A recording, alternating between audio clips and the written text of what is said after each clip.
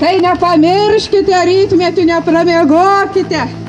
Kol saulė netekėjusi, įsivoliokite rasose, būsi dar skaistesnė. Dar labiau jumis glaus prie širdies jūsų mylimasis. Dar labiau jūs busit laimingesnė čia. Jau jūs pasirodėt nepaprastai, čia buvo laimingi prieš mus. Visiems kitiems irgi linkiu geros sveikatos. Neužmirškite, brangieji, kad kupolinės ir joninės būna vienintelį kartą metuose. Nuo tos dienos jau viskas grįžta atgal. Gamta pradės auginti brandų derlių. Gėlelės baigs žydėti, saulelė pasuks į žiemius. Jei laikas jau bus iškeliauti ir su jumis atsisveikinti. Bet nenusiminkit. Laiko ratas pasisuks vėl atgal ir vėl bus pavasariai, vėl bus vasaros, vėl žydės gėlės.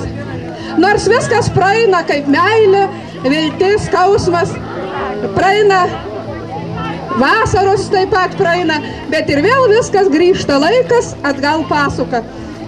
Dar noriu jums palinkėti, va čia va vyras vienas, kur sklaidosi. Jis ūkininką didelį vaizduoja, tas Jonas. Aš jam pasakyčiau, klausyk, gerbiamas ponas Jonai. Jūs rytmetį įsirenkite visai nuogas. Ir aplėkite savo laukus. Matysit, kokį gerą derlių jums užaugins šiemet vasarą. Tik nepamirškit, nuogas, o moteris labai jau nepasmerkite, neįsigaskite, jeigu pamatysit, negalvokit, ką vaiduoklis. Jis kovoja dėl savo gerybių. Jums, mielos ponios ir panelės, taip pat linkiu rytmetį įsiprausti su rasa ir būti labai sveikoms ir skaičioms. O jeigu ir jūs nuogos įsivaliosit, tai nieko blogo. Tik aš noriu pasakyti, kad ne vienas jūs nepamirškite, kad negalima miegoti ir gulėti tuomet, kuomet saulė jau pradeda tekėti. Jūs neįsivaizduojat, koks gražus reginys šiom dienom. Beveik jau tęsiasi nuo 24 birželio, ne? Iki pat ketvirtadienio jūs rytmetį atsikelkite ir pamatysit, kokia yra saulė.